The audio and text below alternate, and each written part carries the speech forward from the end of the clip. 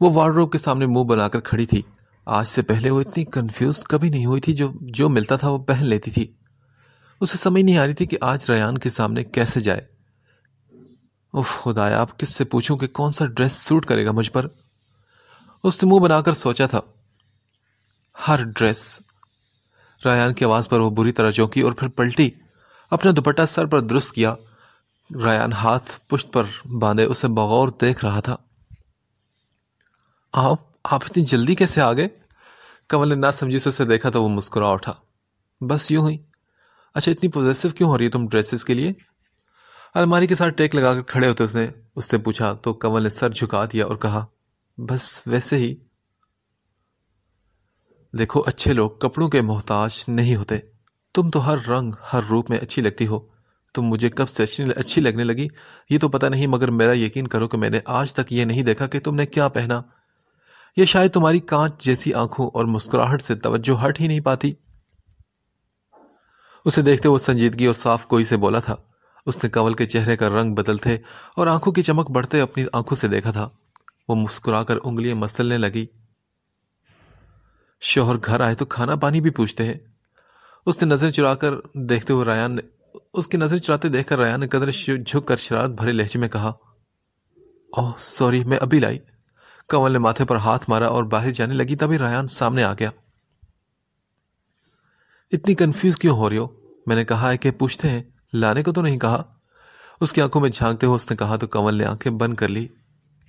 ریان سر، آپ مجھے کنفیوز کر رہے ہیں۔ اوہ، ابھی سے ہی؟ ریان کی شرارت بھری آواز پر اس نے سر اٹھا کر اسے دیکھا تو وہ ہنس پڑا۔ اچھا، میں تمہارے لیے کچھ لایا ہوں، ریان نے کہہ کر پشت پر ہاتھ رکھ کے آگے کیے۔ گجرے؟ کنول نے خوشی سے بے ساختہ مسکرا کر کہا، ہاں، یہ تمہارے لیے، اور اگر اجازت ہو تو میں پہنا دوں؟ ریان نے ہلکا سا مسکرا کر اجازت طلب کی تو کنول نے فوراً سر ہلایا اور ریان اسے گجرے پہنانے لگا۔ پہنا کر اسے دیکھا تو وہ محبت پاش نظروں سے اسے ہی دیکھ رہی تھی۔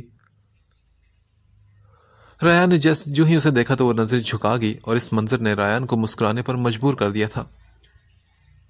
یہ بہت پیارے ہیں، تھینک یو سو مچ، کنول نے نظر جھکا کر کہا۔ خوشی اس کے چہرے اور آنکھوں سے پھوٹ رہی تھی۔ یو ویلکم، چلو اب چائے پلا دو، ریان نے کہا تو کنول نے خوشی سے سر ہلایا اور کہا، ٹھیک ہے، میں ابھی لاتی ہوں۔ وہ سر ہلا کر جانے لگی تو ریان نے آواز لگائی، سنو، 2 کپ لانا۔ ٹائی کی نوٹ ڈھیلی کرتے ریان نے کہا تو اس نے سر ہلایا۔ کتنی اچھی بات کی تھی ان دلیپ نے کہ واقعی میں اس مخلوق کو خوش رکھنا تو کوئی بڑی بات نہیں، صرف توجہ اور عزت چاہیے اس کو۔ بیڈ پر گرنے کے انداز میں لیٹے اس نے خود کلامی کی۔ مجھے لگا تھا کہ میں اس کی سچی مسکراہٹ کبھی دیکھ ہی نہیں پاؤں گا، اور اگر وہ سب بتا دیا تو، جبکہ میری ذرا سی توجہ نے اسے صرف ایک دن میں کتنا نکھار دیا ہے۔ بیڈ کے سامنے لگی اس کی تصویر کو دیکھتے ہوئے ریان گہری سوچوں میں گم تھا۔ وفا، کوئی تم جیسا ہنستا ہے، کوئی تم جیسی آنکھیں رکھتا ہے۔ کاش میں نے پہلے غور کیا ہوتا تو شاید اتنی تکلیفیں سہنی نہ پڑتی۔ اس نے گہری سانس لی اور پھر خود کلامی کی، ریان سر۔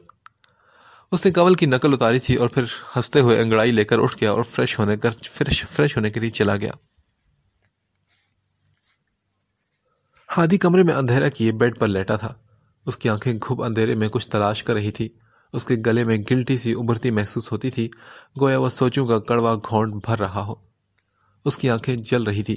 اس نے بایاں ہاتھ آنکھوں پر رکھ کر انگلیوں کے پوروں کی مدد سے ہلکا ہلکا دبایا تو آنکھوں کو عجیب سا درد ہوا تھا۔ تنگ آ کر کروٹ لے کر وہ لیمپ کو آن آف کرنے لگا تھا۔ اس کے لبوں سے ایک سرگوشی نکلی تھی، حسیمہ۔ دل نے مانگا تھا اسے اور آنکھوں نے دیدار پر اکسایا تھا۔ دماغ نے انا کو پیغام دیا کہ وہ رک جائے، جبکہ وہ انا کا گلا گھونٹ کر اٹھا۔ اس کا دماغ اسے مسلسل روک رہا تھا، مگر وہ بنا دماغ کی سنے اٹھا تھا۔ وہ باہر آئے تو باہر خاموشی تھی۔ آج سے پہلے اتنی خاموشی کبھی نہیں ہوئی تھی۔ وہ نیچے آیا تو سارا زیدی صوفے کی پشت سے ٹیک لگا کر آنکھیں بند کیے بیٹھی تھی۔ ہادی کے دل کو کچھ ہوا تھا۔ ان سے بات کرنے کا حق وہ کھو چکا تھا۔ اسے معلوم تھا کہ وہ ان کو توڑ چکا تھا۔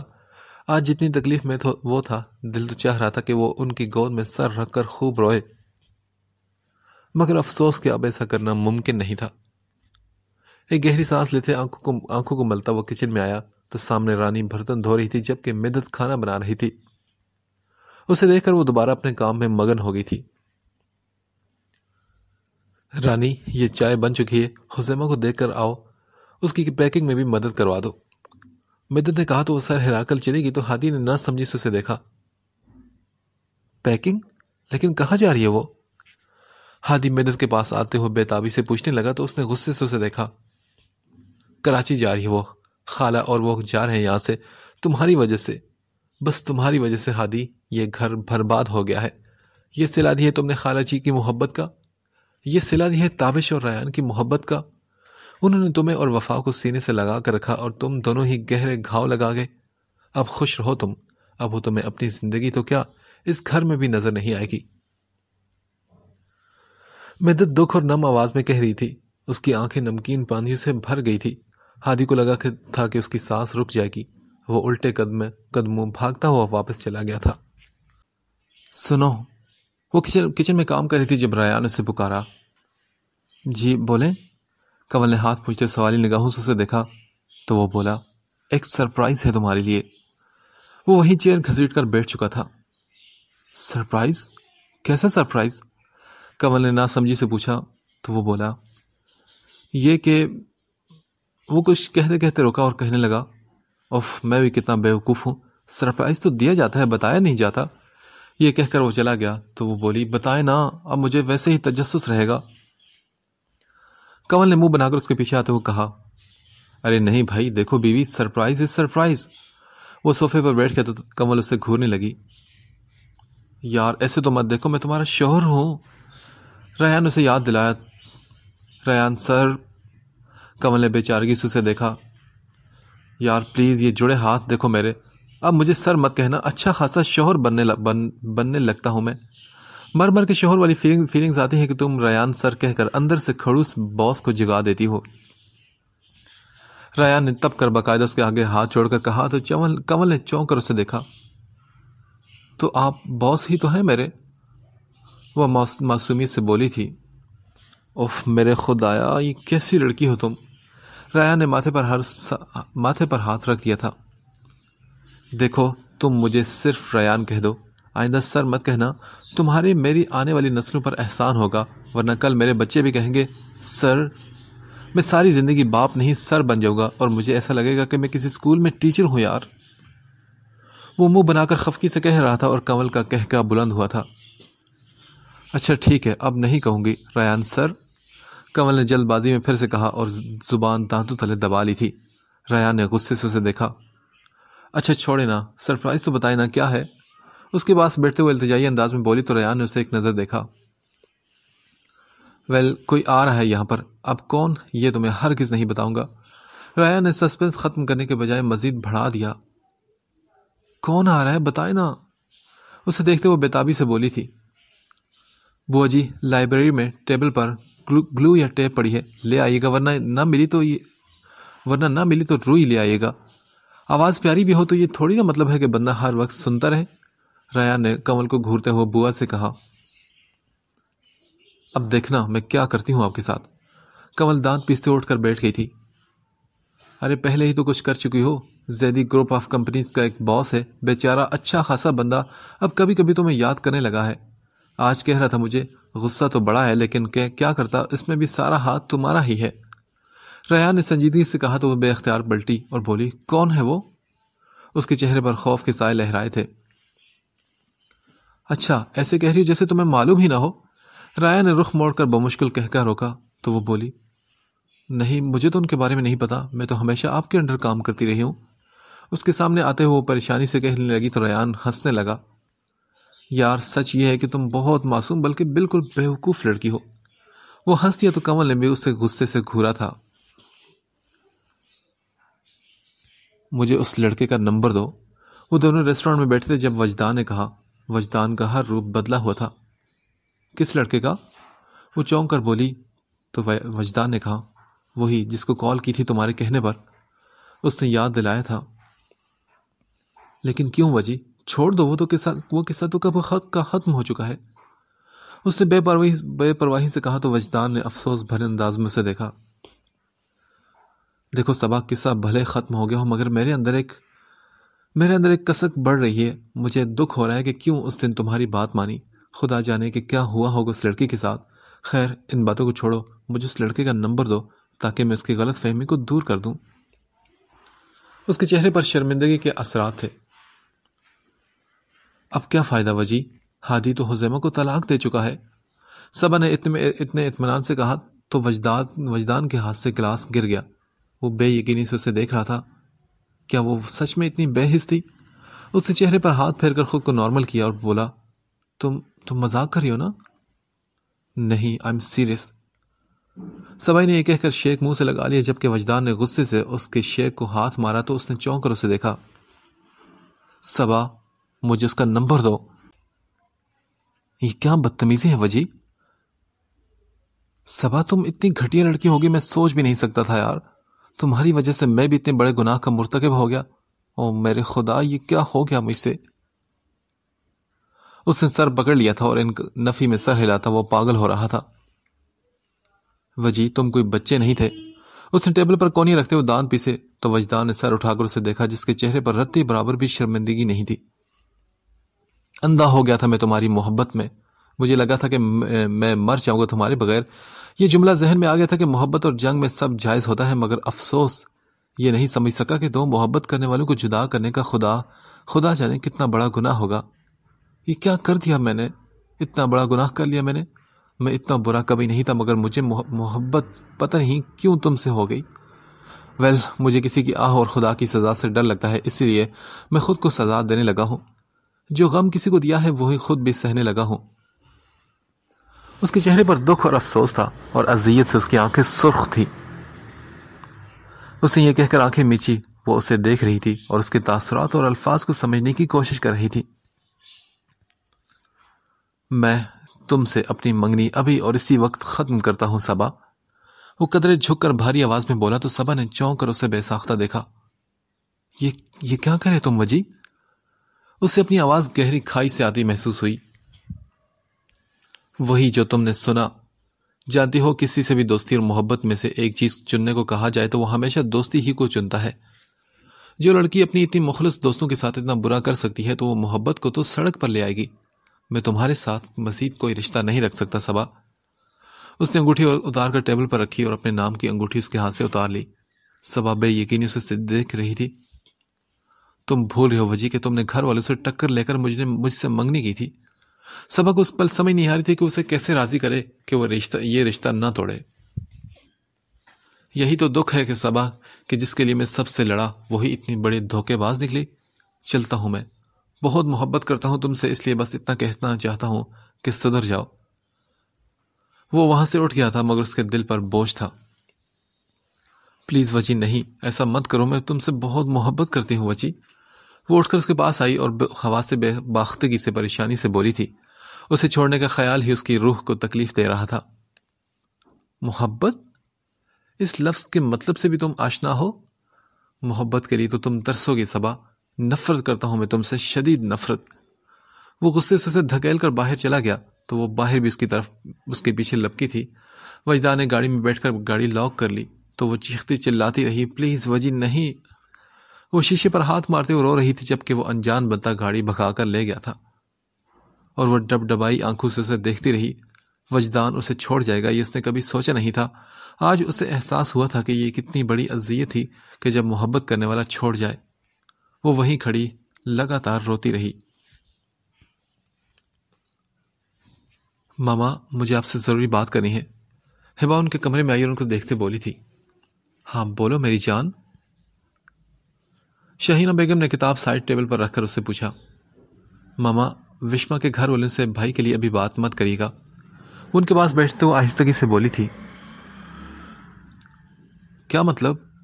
انہوں نے اس بے ساختوں سے دیکھتے ہوئے پوچھا تو ہبا نے گہری سانس لے کر خود کو ریلیکس کیا. ماما میں نے سوچ لیا ہے کہ حذیمہ سے بھائی کا رشتہ کریں گے. کیا کہہ رہی ہو تم ہبا؟ اس دن تم نے کہا تھا کہ اگر ہم حذیمہ کا رشتہ رمیز کے لیے مانگتے ہیں تو تمہارا مجھ سے کیا وعدہ ٹوٹ جائے گا، تو اب ایسا کیوں؟ انہوں نے اسے دیکھتے ہوئے ناسمجھی سے پوچھا تو اس کے دل کو کچھ ہوا. اب اسے اپنے وعدوں کی پرواہ ہی کہاں تھی. ماما آپ بس یوں سمجھیے گا کہ بھائی کی محبت سچی ہے. ماما حزیمہ ایک بہت اچھی لڑکی ہے.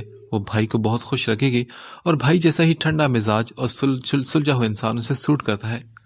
ان کا رشتہ شاید آسمانوں پر طے ہو چکا ہے ماما.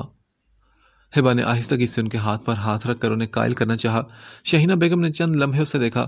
انہیں معاملہ کسی نہ کسی حد تک سمجھ آ رہا تھا. اگر تم مجھ پر اعتماد کر کے سب کچھ بتاؤ گی تو ہبا بیٹا شاید میں تمہاری مدد اچھے طریقے سے کر سکوں. وہ ایک بہت سپورٹیو لیڈی تھی. ہبا نے ان کو دیکھا. اسے یقین تھا کہ اس کی ماں سب جان کر بھی حزیمہ کو قبول کر لے گی. چند لمحے وہ ذہن میں الفاظ کو جمع کرتی رہی اور پھر بولی. ماما حزیمہ کا نکاح ہوا تھا اس کے کزن سے. کچھ غلط فہمیوں کی وجہ سے وہ حزیمہ کو چھوڑ چکا ہے. ماما میں چاہتی ہوں کہ ہم اس کا اور بھائی کا نکاح کر دیں تاکہ بھائی اس کو وہ سب خوشیاں دے سکیں جس کی وہ حقدار ہے. ماما یقین کریں وہ بہت اچھی لڑکی ہے ورنہ میں بھائی کے لیے کوئی عام لڑکی تو نہیں لا سکتی نا. ہبا نے ان کے ہاتھ پر اپنا ہاتھ رکھ کر سب کچھ بتا دیا اور آخر میں ان سے التجا کی. شہینہ بیگم کا دماغ تو بھگ سے اڑا تھا. ایسا ہی کچھ تو ان کے ساتھ بھی ہوا تھا. دل میں درد کی ایک لہر اٹھی اور انہوں نے فوراً نظریں چرا لی. کیا ہوا ماما؟ ان کی نم آنکھیں دیکھ کر اس نے ناسمجھی سے پوچھا تو شہینہ بیگم نے سر ہلاتے ہوئے آنکھیں پوچھے. کچھ نہیں میری جان، ہم جائیں گے حزیمہ کے گھر رشتہ لے کر. کیا سچ میں؟ ہبا نے بے یقینی سے پوچھا تو انہوں نے اس کے چہرے پر ہاتھ رکھ کر پیار سے سر ہلایا. ماما ایک گزارش کرنا چاہتی ہوں کہ حزیمہ کے ماضی کے بارے میں بھائی کو کچھ نہ بتایا جائے. ہبا نے ہاتھ مسلتے ہوئے کہا تو انہوں نے کچھ نہ سمجھ آنے والے انداز میں اسے دیکھا. نہیں بیٹا ایسے نہیں کر سکتے. رمیز کو اعتماد میں لینا اور اسے بتانا سب ضروری ہے. میں نہیں چاہتی کہ وہ کل کو ہرٹ ہو. ماما پلیز، آپ سمجھ نہیں رہی نا. مرد یہ کبھی برداشت نہیں کرتا کہ اس کی محبت بھی ہو تو بھی اس میں اتنا ظرف نہیں کہ یوں ہی قبول کر لے، یعنی اس کا نام پہلے سے جڑ چکا ہو. ان کا ہاتھ پکڑے وہ لب کاٹتے ہوئے پریشانی سے کہہ رہی تھی اور شہینہ بیگم اب پریشانی کا شکار لگ رہی تھی. دیکھو ہبا بیٹے، کسی عام مرد میں اتنا حوصلہ نہیں ہوگا مگر میرا رمیز ایسا نہیں اور مجھے اپنی تربیت پر پورا بھروسہ ہے. وہ سب جان کر بھی حزیمہ کو ریجیکٹ نہیں کرے گا. انہوں نے اسے دیکھتے ہوئے مان اور یقین سے کہا تو ہبا نے چند لمحے ان کو دیکھا اور پھر کہا. ماما پلیز، میں مطمئن نہیں. کچھ عرصے بعد بھائی کو میں خود بتا دوں گی نا. پلیز ابھی مت بتائیں، یہ ریکویسٹ ہے. اس نے ان کا ہاتھ تھام کر ان سے ریکویسٹ کی. اس کی آنکھوں سے بھی التجا ٹپک رہی تھی. اوکے، نہیں بتاتی. انہوں نے کچھ سوچتے ہوئے سر ہلائے تو ہبا نے خوشی سے کہا. ماما یو آر گریٹ، آپ بہت اچھی ہیں. وہ ان کے گلے لگ کر نم آواز میں بولی. اسے یقین تھا کہ حزیمہ کچھ عرصے بعد ہی سب کچھ بھول کر خوش رہنا سیکھ جائے گی تو وہ رمیز کو سب بتا دے گی. اگر وہ میری بیٹی کی خوشی نہ بھی ہوتی تو بھی میں اسے اپنے گھر کی بہو بنا لیتی کیونکہ وہ تمہاری دوست ہے. اب بتاؤ کہ کب جانا ہے ان کے گھر؟ ماما نے اس کے سر پر بوسہ دیتے ہوئے محبت پر انداز میں پوچھا. ماما ابھی تو وہ کراچی جا رہی ہے کیونکہ اس کا کزن بھی وہاں رہتا ہے نا. جب وہ واپس آئے گی تو پھر. چلو ٹھیک ہے انشاءاللہ. ویسے کراچی میں کون ہے؟ انہوں نے پوچھا تو ہبا نے گہری سانس لی اور کہا. ماما ان کی زندگی کی داستان سنو نا تو اپنی زندگی سے عشق ہوتا ہے. ماما حزیمہ کے پہلے تایا ابو پلس خالہ کا روڈ ایکسیڈنٹ میں انتقال ہوا. پھر کچھ عرصے بعد بابا کی ہارٹ اٹیک سے ڈیتھ ہو گئی. اس کے بڑے بھائی کی شادی اس کی کزن مدد سے ہوئی اور پھر کچھ عرصے بعد اس کا نکاح ہادی سے ہوا. اور ریان بھائی کی شادی مدد آپی کی بہن وفا سے ہوئی. ماما وفا کا کیس کچھ الجھا سا ہے. جو ظاہری صورتحال ہے اس کے مطابق وفا نے خودکشی کی ہے جبکہ سب کو یقین ہے کہ وہ ایسا نہیں کر سکتی. اس خبر نے ان سب کو توڑ دیا. ماما اور ریان بھائی تو زندگی سے کٹ کر رہ گئے. کچھ مہینوں بعد حزیمہ کی ماما نے ان کی زبردستی شادی ہماری دوست کمل سے کی جو ان کے آفس میں جاب کرتی تھی. پھر لیلا آئی جو ریان کو پسند کرتی تھی. اس نے خودکشی کی کوشش کی اور کچھ وجوہات کی بنا پر ریان بھائی نے فیصلہ کیا کہ وہ کمل کو چھوڑ کر لیلا سے نکاح کر لیں گے. کمل کو لگا کہ وہ جی نہیں پائے گی ان کے بغیر تو وہ گھر چھوڑ گئی اور اب کچھ غلط فہمیاں ہوئی تو ہادی نے حزیمہ کو چھوڑ دیا. اس نے بھیگتی آنکھوں سے سب کچھ ان کو بتایا تو شہینہ بیگم کی آنکھیں بھی نمکین پانی سے بھر گئی. اللہ پاک ان سب کو صبر دے. اور کمل کا کچھ پتہ چلا کہ نہیں؟ نہیں ماما اس کو تو کچھ پتہ نہیں چلا. ہبا نے اداسی سے سر ہلا کر بتایا. اچھا بیٹے، اللہ ہے نا اوپر، وہ سب ٹھیک کر دے گا. دیکھنا ان سب کی زندگیاں ایک دن کتنی پرسکون ہو جائیں گی. ماما نے اسے ساتھ لگا کر تسلی دی تھی، مگر سچ میں حذیمہ لوگوں کی زندگیوں کے بارے میں جان کر ان کو بھی شدید دکھ ہوا تھا۔ ماما کیا ہوا آپ کو؟ حذیمہ نے ان کو سر پکڑے دیکھ کر پوچھا۔ کچھ نہیں بیٹے۔ نہیں ماما، میں جانتی ہوں کہ آپ کے لیے گھر چھوڑنا آسان نہیں، تو آپ مت جائیں نا، میں اکیلی چلی جاتی ہوں۔ ان کے پاس بیٹھتے وہ نم آواز میں بولی تو سارا زیدی نے اس کی طرف دیکھا، جس کا رنگ اتنا پھیکا پڑ چکا تھا۔ اس کی آنکھوں میں ویرانی کے ڈھیرے تھے۔ دل ان کا کٹ سا گیا تھا اس کی یہ حالت دیکھ کر۔ ان کی حذیمہ تو ہر وقت بنی سنوری رہتی تھی، مگر وہ سارا بناؤ سنگھار بس ہادی کے لیے تھا۔ افسوس کہ وہ کچھ سمجھ ہی نہ سکا۔ نہیں بیٹا، میں ٹھیک ہوں، تم تابش سے کہو کہ سامان گاڑی میں رکھوا دے۔ انہوں نے گہری سانس لے کر آہستگی سے کہا تو وہ سر ہلا کر چلی گئی۔ مدد بیٹا، گھر کی ساری ذمہ داریاں تم پر ہیں، دھیان سے سب سنبھال لینا، ہم 2-3 ماہ تک واپس آ جائیں گے۔ سارا زیدی نے مدد کو دیکھ کر کہا، جو نم آنکھیں لیے کھڑی تھی۔ وہ جانتی تھی کہ مدد بے قصور ہے، مگر کبھی کبھی قصوروار ہونا ضروری نہیں ہوتا۔ مدد نے ان کی بات سن کر آہستگی سے سر ہلا دیا تھا۔ مدد بیٹا، یہی زندگی ہے، اتار چڑھاؤ۔ اگر حذیمہ یہاں رہی تو ہادی کے مسلسل سامنے کی وجہ سے وہ نفسیاتی مریضہ بن جائے گی۔ میں نے اسے پاگلوں کی طرح روتے دیکھا ہے، اسے تڑپتے دیکھا ہے۔ وہ سب کے سامنے بہادر بنی رہتی ہے، مگر سب آسان نہیں۔ وہ اندر ہی اندر مر رہی ہے اور مجھے اسے جینا سکھانا ہے۔ ریان سے وہ بہت اٹیچ ہے تو وہ اسے سنبھالے گا۔ ویسے بھی سچ تو یہ ہے کہ یہاں رہی تو ہادی کو بھول نہیں پائے گی، اسی لیے اسے یہاں سے لے کر جا رہی ہوں۔ انہوں نے اسے ساتھ لگاتے ہوئے محبت سے کہا تو مدد پھوٹ پھوٹ کر رو پڑی۔ کتنے دن بعد کوئی مسیحا ملا تھا تو خدا جانے کب کے رکے آنسو بہہ نکلے تھے۔ بس میرا بچہ رو مت، یہی ہماری قسمت میں لکھا تھا۔ برو کہاں جا رہے ہو، بتا کیوں نہیں رہے تم؟ ساشا اس کے پاس آ کر پریشانی سے پوچھنے لگی تو رامس نے انکار میں سر ہلایا۔ وہ اس وقت پیکنگ کر رہا تھا۔ برو پلیز، مجھے ٹینشن ہو رہی ہے، کوئی بات ہوئی ہے تمہاری حذیمہ سے؟ اس کے سامنے آتے ہوئے ناسمجھی سے بولی تھی۔ رامس کی شرٹ کو طے کرتے ہوئے ہاتھ پل بھر کو کانپے تھے۔ ساشا، مجھ سے پیار کرتی ہو نا تم؟ ہاں، مگر یہ پوچھنے والی بات ہے برو، ہوا کیا ہے یہ تو بتاؤ۔ تو بس میں تم سے اتنا کہنا چاہتا ہوں کہ ساشا، آئندہ مجھ سے اس دن کے متعلق کوئی سوال مت کرنا۔ وہ دن رامس شاہ کی زندگی کا تیسرا برا بلکہ پہلے 2 سے بھی زیادہ برا دن ہے۔ پہلا برا دن جب ماما اور بابا چلے گئے، دوسرا جب حذیمہ کو ہادی نے میری شرارت کی وجہ سے اتنا ڈی گریڈ کیا، اور تیسرا آج کا دن۔ وہ یہ کہہ کر واش روم میں گھس گیا تھا۔ برو کو کیا ہو گیا؟ ساشا الجھتی ہوئی وہیں بیڈ پر بیٹھ کر اس کے بارے میں سوچنے لگی تھی۔ ساری تیاری مکمل تھی۔ حذیمہ تیار کر باہر آئی تو دل اس کا بوجھل ہو رہا تھا، مگر ہمت تو کرنی تھی۔ ہادی اس وقت گھر پر نہیں تھا۔ اس نے گہری سانس لے کر گھر پر ایک آخری نگاہ ڈالی اور باہر آ گئی۔ تابش انہیں ڈراپ کرنے جانے لگا تھا۔ مدد اور اس کے درمیان غیر محسوس سے فاصلے آ گئے تھے۔ چپ تو اسے ویسے بھی لگ گئی تھی، مگر اب تو آنکھیں بھی کھولنے کو جی نہیں چاہتا تھا۔ مدد سے مل کر وہ ردا کو پیار کرنے لگی تو آنکھیں بھیگ سے گئی۔ ردا کے بنا ایک لمحہ بھی نہیں گزرتا تھا۔ ردا مدد کو پکڑا کر وہ گاڑی میں آن بیٹھی۔ لاشعوری طور پر وہ ہادی کے آنے کا انتظار تھا۔ گاڑی جو ہی زیدی ہاؤس سے نکلی تو اسے گھر کے باہر گاڑی کے ساتھ ٹیک لگا کر کھڑا ہادی نظر آ گیا، جو ان کی گاڑی دیکھ کر فوراً سیدھا ہوا تھا، جیسے وہ ان کے لیے ہی کھڑا ہو۔ حذیمہ نے بھی بے اختیار اسے دیکھا۔ ہادی کی آنکھوں میں درد تھا، اذیت تھی۔ حذیمہ نہ چاہ کر بھی اسے دیکھتی رہی۔ وہ چاہ کر بھی اسے نظریں ہٹا نہیں پا رہی تھی، اور اس پل وہ سب کچھ بھول چکی تھی۔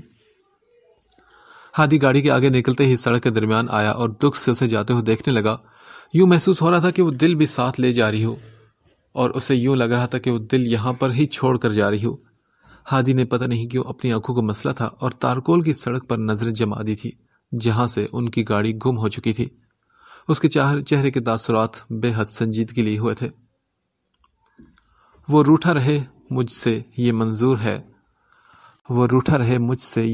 ہے، لیکن یارو اسے سمجھاؤ کہ میرا شہر نہ چھوڑے۔